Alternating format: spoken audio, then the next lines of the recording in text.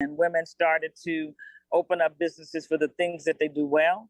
This year's expo features a runway tribute to the late clothing designer and Illinois native Virgil Abloh. Cloudy skies, 75 degrees, WBEZ. Support for NPR comes from NPR stations. Other contributors include Fisher Investments, wealth management from dedicated advisors that tailor portfolios to each client's unique goals. More at FisherInvestments.com. Investing in securities involves the risk of loss. This is Reset. I'm Sasha-Ann Simons. Coming up this hour, the country's biggest expo for Black women kicks off today in Chicago.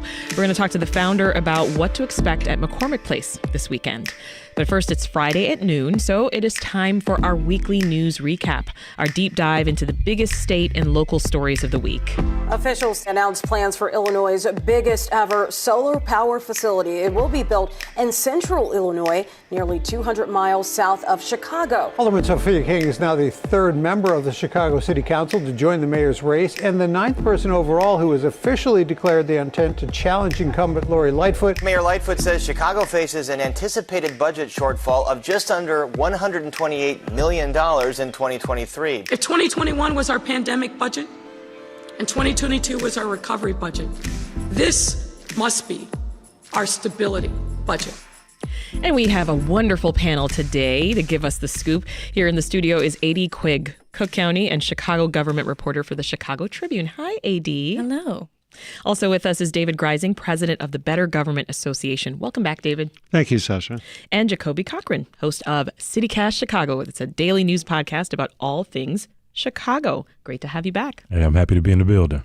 Plus, if you're online right now and you're bored, remember you can watch us break down the week's news live or later at your own convenience. Head over to WBEZ's Facebook or WBEZ's YouTube pages. All right, let's get right into it, AD. This week, Mayor Lightfoot revealed the city's budget shortfall for 2023 is $127.9 million. Tell us more. So this sounds like a lot of money, but in the grand scheme of like a $5 billion corporate budget, not much. And this is a surprisingly small amount. Not that long ago, we were expecting this to be an $867 million gap. Back in May, some budget officials actually said, we narrowed that by $500 million. No big deal. Yeah. From a few means, structural solutions is something they always say, but then they also figured out that they could use COVID money in a way that they didn't know they could before. So they're not going to have to do a ton to close that gap. The mayor did say she's planning on a $42 million property tax increase. We will see how that goes over with aldermen who will be running for re-election in 2023. They never like voting for a property tax increase. Yeah. They are very ready to be attacked for voting for property tax increases over and over. But like the gap, the property tax increase is not as high as it could have been. It could have been $85 million, but now only 42. So this is the smallest budget gap since she took office Correct. in 2019. Correct. This is the stability budget, as the mayor said this week. Right. We love a theme at City Hall. Yes, it's the smallest. A lot of revenues that really took a dive during COVID have come back. They, of course, got that big federal rescue, $1.9 billion that they could use for revenue replacement and a bunch of other stuff. The big questions that me and my City Hall colleagues are going to be asking over and over is, how are you going to keep up a lot of these programs that you rolled out last year with COVID relief money when that money runs out? Mm-hmm. David, the mayor says the expected budget deficit is an indication that Chicago's on the path to financial recovery and the buzzword stability. Your thoughts? Well, I think AD just put her finger on the most important question, which is it has been hard to track how much of this is kind of one-time COVID relief and ARPA money, et cetera. How much of this is the federal doing and how much of this is her team and her budget discipline. One thing I would say is she has a good team putting her budget together, finding pools of money that have been sitting there unused, et cetera. And so when they talk about, against like this year, about a $17 billion run rate for the city, they had $128 million rounding, they look at it as more or less a rounding error against that huge budget that they run. Yeah. And so I think there's an argument to be made that we're sort of in a stability budget. Revenues are up in part because of inflation. The property tax thing is quite interesting because given a law that she passed a couple of years ago, she could have just let a bigger property tax increase go through. She said at the time that by indexing to inflation, you would make it less politicized, when in fact inflation has gone up way more than she counted on, and all of a sudden it's a bigger bump. It's the most politicized thing ever. Yeah, a bigger bump than she wants to handle. So that's the one that I think will be a matter of public discussion going forward. Well, Jacoby, as the mayor seeks this second term, how much of a boost do you think this will give her? I mean, the way she's framing it, I think does help. Like was just mentioned by David. I mean, you made it connected to inflation. And so when you come out and say, hey, I could have let it go up further. I'm going to choose to go around 2.5%. Aren't I a merciful leader? Right? I'm doing us a favor. And then, of course, Chicago mayor wants to say, this is only $34 worth of Al's beef for a family of four. Right. With cheese, suspiciously. Right. But I think they're ordering small sandwiches at Al's I was like, beef. where are you getting $34 at? Like, inflation hit everything. Right? And so... on one hand, I appreciate the framing around this budget. Again, $1.2 billion a couple years ago. It could have been $867 million in terms of a budget shortfall. But again, when you are touting a low shortfall next to record spending for programs, mental health services, anti-violence, are you going to be able to keep both of those up, when this COVID money dries up and we're looking at the next round of budgeting, or one of those sort of merciful leader moments will have to be pulled back soon? AD, her budget forecast also includes a property tax increase. What can you tell us? So that's $42 million. The mayor has said, this is equivalent to like a family meal at Al's Beef. But she every year there has been a property tax increase. I think the average under her tenure has been $78 million in the overall levy per year. And sometimes that includes like actually raising the rate on people. And sometimes it just includes capturing new property or letting TIFs expire. We've been talking about how this number was supposed to be pegged to inflation.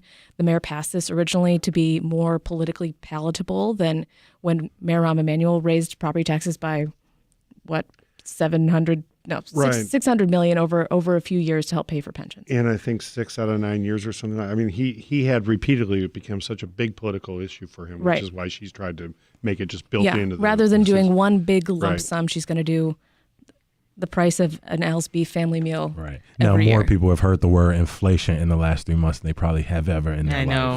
Right. The mayor calls this a modest increase. Here, she is actually giving an analogy about what the increase would look like for some homeowners. A homeowner with a house valued at, say, $250,000 will pay an additional $34 a year. And to put that in terms that I can understand, that's about the price of an Al's Italian beef, hot, dipped with extra cheese for a family of four. That was a good impression. Is just the entire family going to split the Al's beef, or everybody gets the dip with cheese? Let's break that down. The budget has sparked contentious fights between the mayor and the city council. Jacoby, do you think that the mayor will run into issues generating support for this budget this time around? Sure. Of course you will. That's kind of a given these days. Yeah, at this point, the mayor's relationship with city council seems fractured enough that anything that gets put forward, whether it's, speed limits or the budget, there's going to be some pushback. And again, when we're talking about property taxes, a lot of older people are going to come forward, and not only for themselves, but their wards, and say, my ward doesn't want this. I don't care if it's $34 or $340. And so, do I think many will end up voting for it? Yeah, but I'm sure they'll put up a fight along the way. How else is the mayor trying to strengthen the city's finances, AD? There's going to be a big bond issuance later this year. The city, as part of last year's recovery program, I'm trying to remember what the mayor's title was for it. It had kind of a catchy name. They plan to do like a combination of federal funding and borrowing to pay for a lot of stuff. And that was like infrastructure spending that in the long run, she hoped would basically attract more people to the city of Chicago.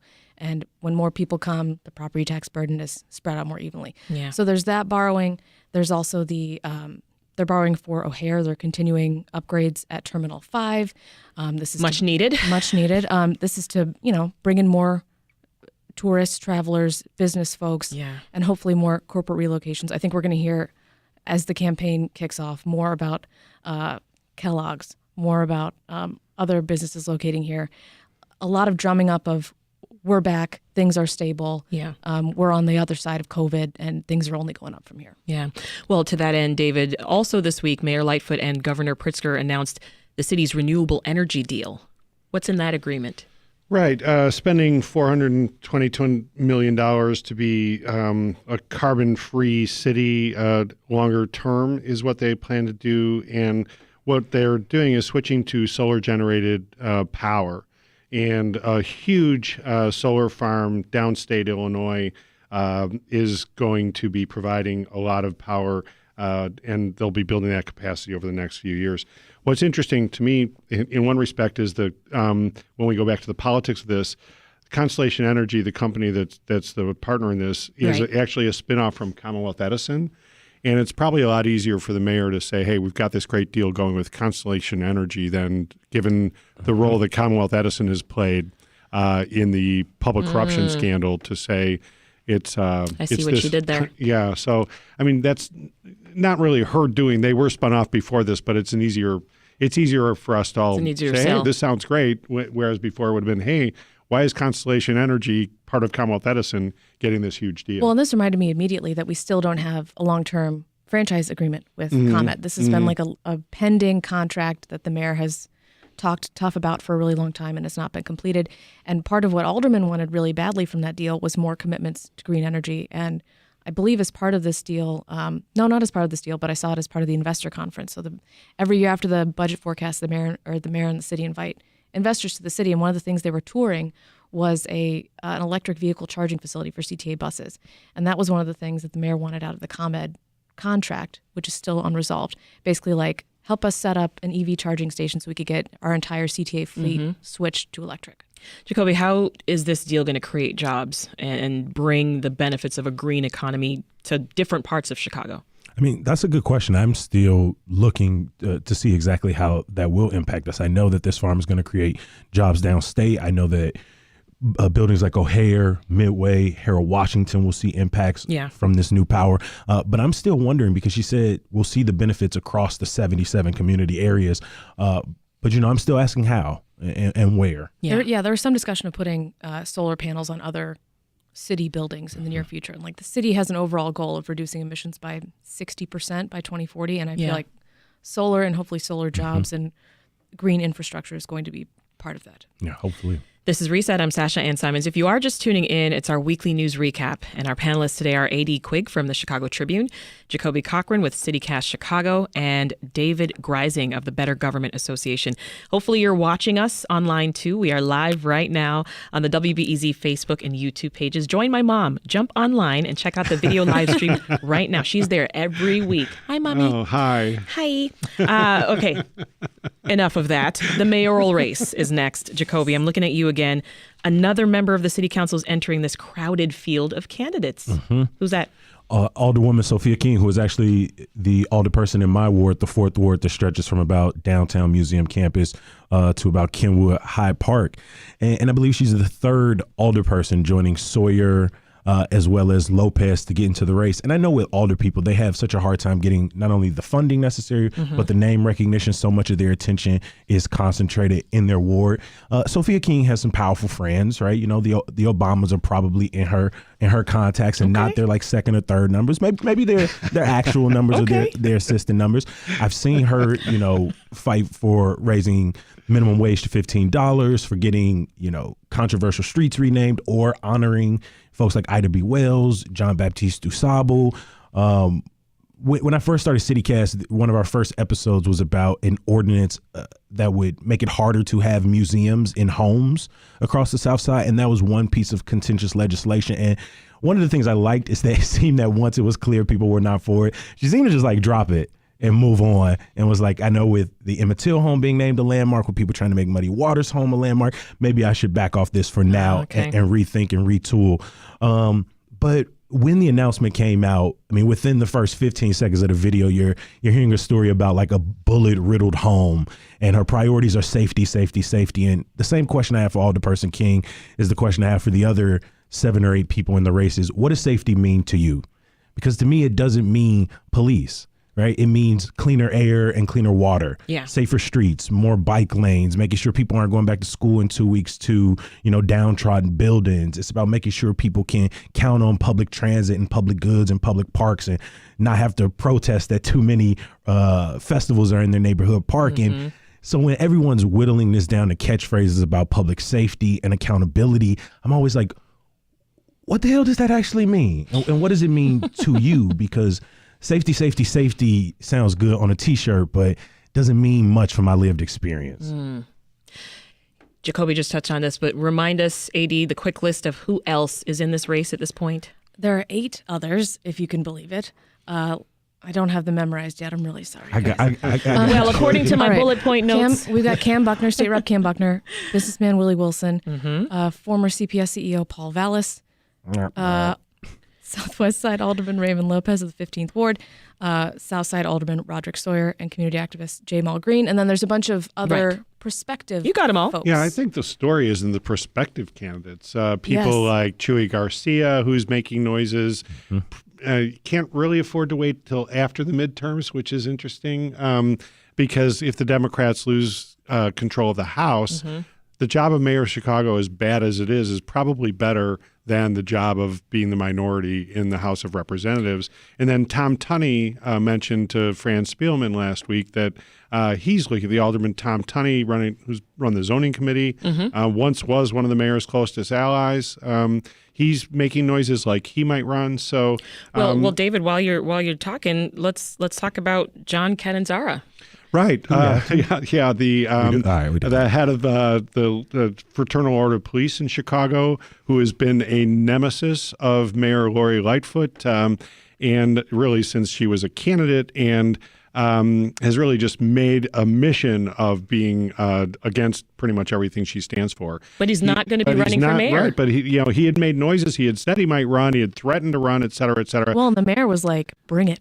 This would be a blessing. I was like her Darren Bailey. She was like, this might be easier than I thought. Yeah, it may well have been. But no, he's out of the race, which is quite interesting, although he did make some noise statewide by endorsing Darren Bailey for governor, which was quite interesting.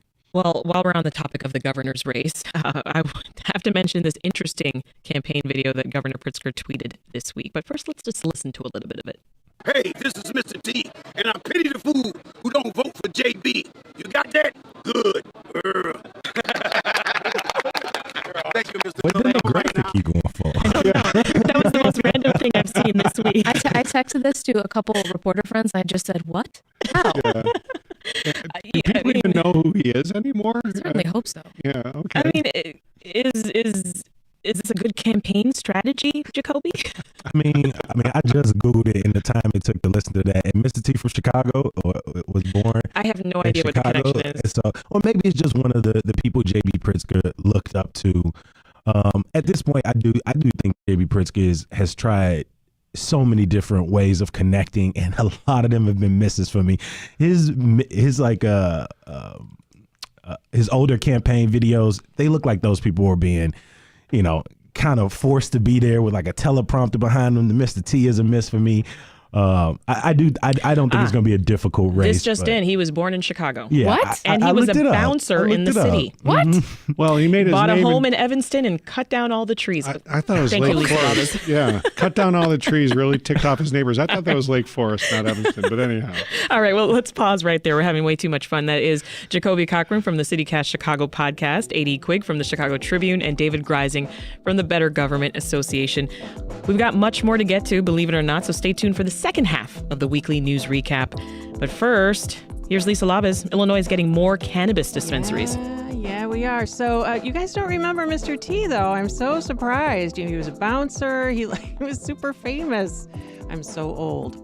All right, back to cannabis. Illinois is getting more cannabis dispensaries. Governor Pritzker issuing a third wave of dispensary licenses today. 5 extra licenses were given out, bringing the total of new ones to 182. 3 more will be given out at a later date. Pritzker's office says 100% of these new licenses have been given to social equity applicants. The Illinois Housing Development Authority says $60 million in state and federal funding is available to help create and preserve permanent supportive housing across the state. Supportive Supportive Housing helps people and families experiencing homelessness or at risk. People with disabilities and veterans would also be served. Applications are open until December. And hundreds of support staff at the Howard Brown Health Clinic Systems have voted to join a union that represents Howard Brown nurses. About 30 nurses belonging to the Illinois Nurses Association will now be joined by nearly 500 employees of the LGBTQ-focused healthcare provider. It's 1225 WBEZ. In 2012, journalist Austin Tice was detained at a checkpoint in Syria, and then he disappeared. His parents have never stopped looking. Austin will have to know.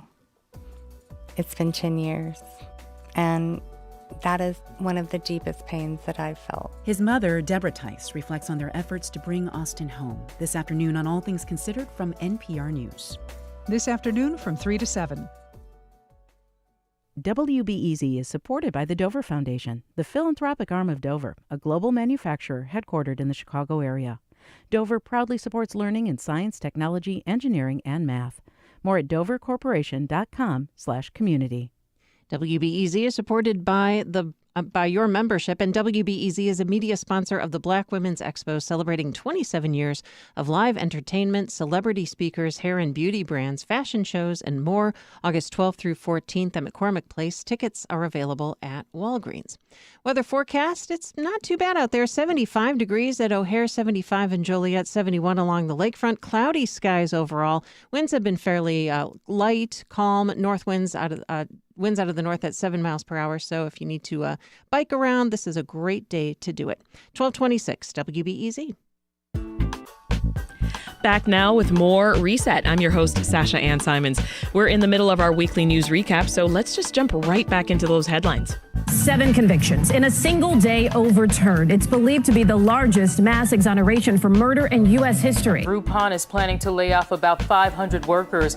That includes 293 positions associated with the company's Chicago headquarters. Summer is winding down. Preparations for the annual Bud Billiken Day Parade are well underway. Robert Boyk was fired over a dispute with Superintendent David Brown over staffing related to meeting consent decree requirements. With us are David Greising, president of the Better Government Association, A.D. Quigg, who's Cook County and Chicago government reporter for the Chicago Tribune, and Jacoby Cochran, host of the CityCast Chicago podcast. And let's wave hello, folks, to the people watching us live right now on Facebook and YouTube. What is that face, Jacoby? Sasha's mom. Hey. I'm so sorry. Hi, Mommy. All right. Starting now with news that Police Superintendent David Brown fired Robert Boyk. He was in charge of implementing court-ordered police reforms within the department, talking things like the consent decree. So, David, bring us up to speed about what happened there. You have to take a step back to realize how important this is. The mayor, at the beginning of the consent decree, established a Department of Constitutional Policing, and that is the role that is responsible for compliance with this consent decree. Things are not going well with this court-mandated consent decree. We recently extended from 5 years to 8 years our hope to come into full compliance with it. Every time Maggie Hickey, the court-appointed monitor, has had a report, it's just a list of all the ways in which the Chicago Police Department is behind in seeking to come into compliance. And so David Brown, because the person in charge of this for the department sent out a note critical of redeployment of police officers.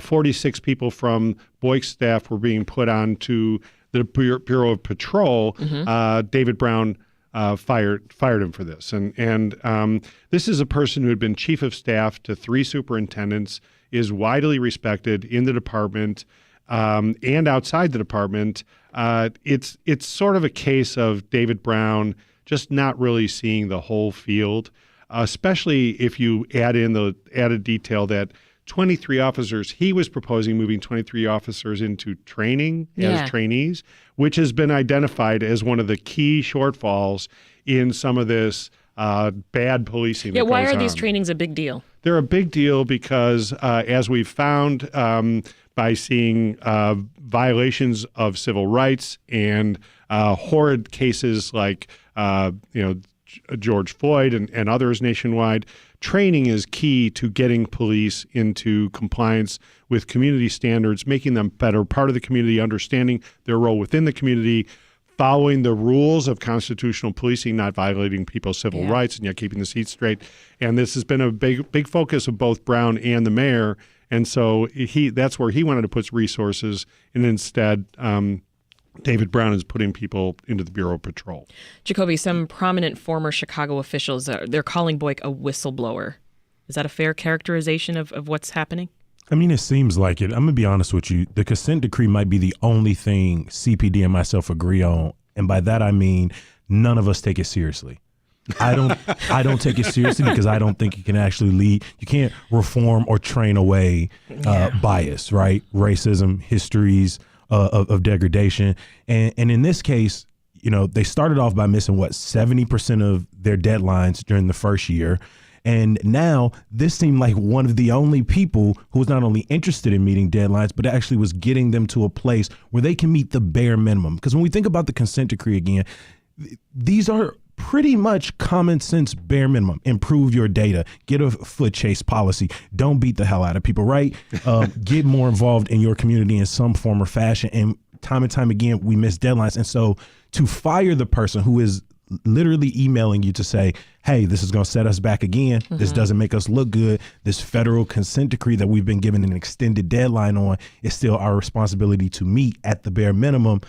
Nah, get up out of here. You know what I feel today? More confident in CPD. That's how I feel. Miss deadlines and fire people at all. I feel more like like you said, missing the field. It seems like he doesn't even know what sport he's playing, or what, if we're going to continue that metaphor, because this just seems like a foolish leadership decision. AD Mayor Lightfoot has said that the trainings are important, that they will still happen. This was just a reassignment to meet the needs of the department. How can the trainings, though, how can they get done in a timely manner if the officers have been given different assignments? They can't. Okay. They can't. Thoughts on. And what's important about training is not just training the first time when you're in the academy, but being retrained as you move through the years of the department, as opposed to getting a paper mandate like, hey, we changed this policy, you're supposed to do this now. And you get no indication of how you're supposed to incorporate that into your day-to-day patrol life. And it's a bad look in, I mean, this department, the consent decree compliance has been bad. Boyk was in charge of this. It's odd that he wasn't disciplined for failing to implement this, although it's also fair to say that this has been understaffed almost since the beginning. But to fire him instead for whistleblowing and bringing up a concern looks really bad. And AD has made a really important point. Cops get out of the academy and they've learned to police by the books. The minute they get out of the academy, the first thing that happens is a veteran cop comes up and says, here's how we really do it, okay? Forget that stuff you learned in school. This is what it's like out on the streets. And to be plugging into people along the arc of their career, reminding them that these are our standards. And by the way, our standards are shifting. They're becoming more aware of the rights of people, not, as Jacoby says, not to get beat up by cops, et cetera. Yeah. It's just vitally important. And so it's a really unfortunate decision. Well, and this is like the essential clash of like how bad CPD staffing has been in particular, how much attrition they've had, what a difficult time they've had recruiting. And this is what comes at the expense. It's officers performing a lot of overtime, more officers quitting or making mistakes because they're so burnt out, and people who are supposed to be training and doing long-term projects instead being put on patrol. Another story we've been following is the exoneration of 7 people convicted of murder who are all connected to one Chicago police detective. It's being called the largest exoneration in the history of Cook County. Fill us in. So this is related to disgraced ex-detective Reynaldo Guevara. Cook County State's Attorney Kim Fox announced this week that her office no longer stands behind the murder convictions of people tied to Guevara. So for years, he allegedly engaged in a pattern and practice of framing suspects and manipulating evidence. This is like purposeful manipulation of the criminal justice process. Fox will not oppose post-conviction litigation for those 8 people. She did not indicate that she would be going after Guevara. He has never been criminally charged, and he has not been responding to requests for comment on what this means for him in the long term. Illinois has led the nation for the past 4 years in the number of exonerations. What are the forces that lead to these faulty convictions? And is Kim Fox responsible for these exonerations? She has, what she ran on in part was taking a second look at convictions that were tied to corrupt officers. David and I were talking about the history of corrupt convictions over the years and where Guevara fits into that pattern. Yeah. In some cases, it was abusing interrogation, And abusing feel free to suspects weigh in in, David. interrogation. The John Burge case, Yeah. I think, Straight up AD's torture. report, outright torture in the case of the John Burge gang, and then there was the Sergeant Ronald Watts, who with others ran basically an extortion ring in order to angle in on drug business and gun business that they wanted to control instead of letting people in the neighborhoods control it, and they extorted people. So there is this history of major corruption that has led to false arrests and convictions, et cetera. And for a prosecutor to kind of wholesale say, listen, we're dropping this, a lot of times, even when, we've seen in through the Innocence Project and other things where people have been wrongfully convicted and that it's brought to the attention of the prosecutors and they still stand by the case even when the evidence is no longer there. Yeah. To see, and AD's right, this was something Kim Foxx said she would do, but it just speaks to how bad the situation was leading to these 7 cases and more. This is Reset. I'm Sasha-Ann Simons. If you're just tuning in, we're getting analysis of this week's biggest stories. With us are David Greising, who's president of the Better Government Association, A.D. Quigg, who's Cook County and Chicago government reporter for the Chicago Tribune, and Jacoby Cochran, host of the CityCast Chicago podcast. I want to lighten the mood a little bit, folks. The Bud Billiken Parade, that's back this weekend. Anybody going? Yeah, I'm going to be in the building. I looked up and all the eyes was on me. I'm not surprised. Maybe it's because we did an surprised. episode on it. Maybe it's because we did an I episode. think it's because Some of us CityCast are Chicago- subscribers to CityCast Chicago. Exactly. We are well aware. They was like, let's look over at Jacoby. He grew up over So there. then why He been don't talking about you? the Bud. So why don't you just fill us in then? Why is this such a big deal? Tell me. I'm new. I mean, it's turning 93 years old this weekend. It was started by the founders of the Chicago Defender, which was a vitally important African-American magazine throughout the Great Migration. I mean, people would leave it on trains in the South and people would find their way up to Chicago through the Defender. And they had this children's section inside of the newspaper that was Bud's like children's club. And the writers would reach out to children. There was a section where, children felt heard, they felt seen. And so this character came around, and then I believe around 1929, 1930, they decided to start the first parade. And for, I think, except the pandemic year, it's run every single year from basically around 39th and King Drive to Washington Park. Yeah. I mean, everybody, Muhammad Ali, Oprah, Billie Holiday, James Brown, all the way up to now with Jeremiah, so many different celebrities, black icons have walked in it. Every politician that wants to be elected governor, mayor, congressperson knows to walk in it. I see. I mean, when you think about the Jesse White Tumblers, when you're thinking about bringing out talent, this dance troupe that we talked to this week on CityCast Chicago, the woman who runs that, Shakuna Stewart, she's literally been in the parade since she was in her mother's belly. Wow. And for 4 decades, all the way back to her That's kinda grandmother, cool. they've been dancing and creating costumes and walking in the Bud. And so it's a huge deal in the signal of back to school for thousands and thousands of people on the South Side. And, when I think back, it was cool to get to that age where I didn't have to wait for my family to go. I could just hop on my bike and go ride up and down the route. And so I'm going to do that again, That's grab my pretty bike awesome. and head down there. I like that. Another big gathering, Riot Fest. That's been in the news a lot this week. Little Village and North Lawndale residents, they're saying that big fest like this, it's really just cutting off their access to their green space, right? We're talking about Douglas Park. What's been going on? One of the reporters who's been covering this closely is Kelly Garcia from the Chicago Reader.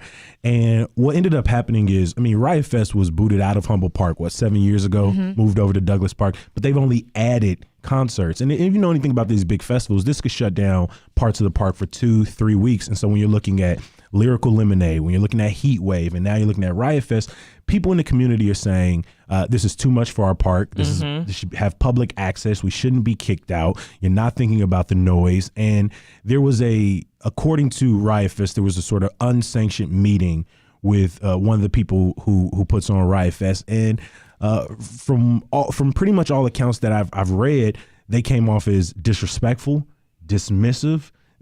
People said that they felt laughed at during the meeting and that their concerns really weren't being taken into account. And, you know, AD came on the show a couple of weeks ago to talk about the new Lollapalooza contract, you know, and that happened right around the time where they're announcing NASCAR. And the question in all of these is the city really listening to us? Like these so-called, 45 days before you have it, you're supposed to have a community meeting. But if in the community meeting, you're not listening to us, you don't have the proper translators for the people who live in that neighborhood, and there really is nothing we can say or do that will have any impact on the future of the festival, what's the point of all this lip service? Well, an even more essential question at the root of this is why are our parks, our public parks that are supposed to be free and open and clear, being used for private uses?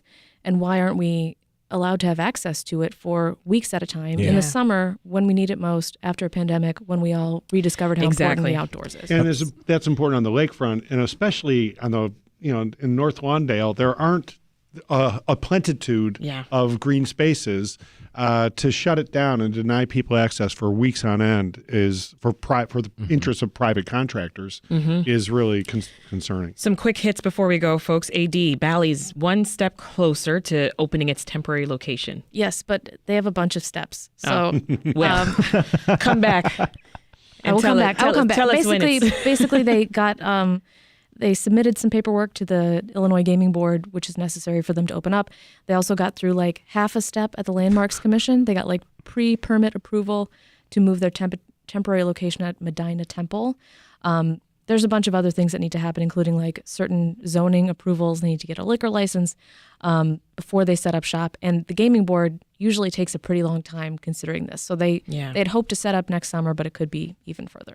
And David, last story here. News this weekend of Groupon planning a big layoff, including some positions here in Chicago. The thing is, it's also when we heard about pharmaceutical company Eli Lilly potentially expanding into Illinois because of Indiana's new abortion restrictions. What do you make of these announcements? Well, they both say something important. One is Illinois potentially is going to see jobs, corporate jobs move here because of we're, as Governor Pritzker called us some weeks back, a beacon of hope for women across the country because we're so liberal on abortion law. The tech thing is quite interesting. Groupon, of course, being one of the darlings of Chicago's nascent tech boom years ago and has had its ups and downs. This comes on the back of the announcement last week of Google moving into the James R. Thompson Center in a really big way. And what it tells us, the overall picture is we're going to see comings and goings, a lot of movement. We've seen companies like Citadel and Boeing and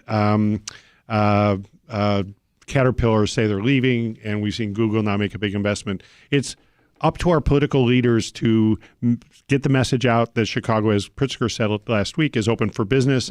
But some people are looking at Chicago and saying, oh, there's a lot of crime in the streets, there's economic problems, et cetera, et cetera. We're not so sure. So it's a little bit of a litmus test for where we are in terms of the trajectory of the city's future. Ooh, lots of news this week. We'll have to leave it there. David Greising is president of the Better Government Association. AD Quigg is the Cook County and Chicago government reporter with the Chicago Tribune. And Jacoby Cochran is host of the CityCast Chicago podcast. Thank you all. Thank you all. We didn't get to the Beagles. I'm so sorry. Oh, yeah. Help the Beagles. Yeah. Still to come, the country's biggest expo for Black women kicks off today at McCormick Place. We'll have all the details, what to expect for the 3-day event. But first, more retired Black NFL players have won cases tied to concussions and dementia. Here's Lisa. Sasha, hundreds of men whose medical tests were rescored to eliminate race bias now qualify for these financial awards. The newly approved payouts today are a victory for NFL families in a decade-long legal saga over concussions. The 2020 lawsuit unearthed the fact that dementia tests were being race-normed. That means adjusted because of assumptions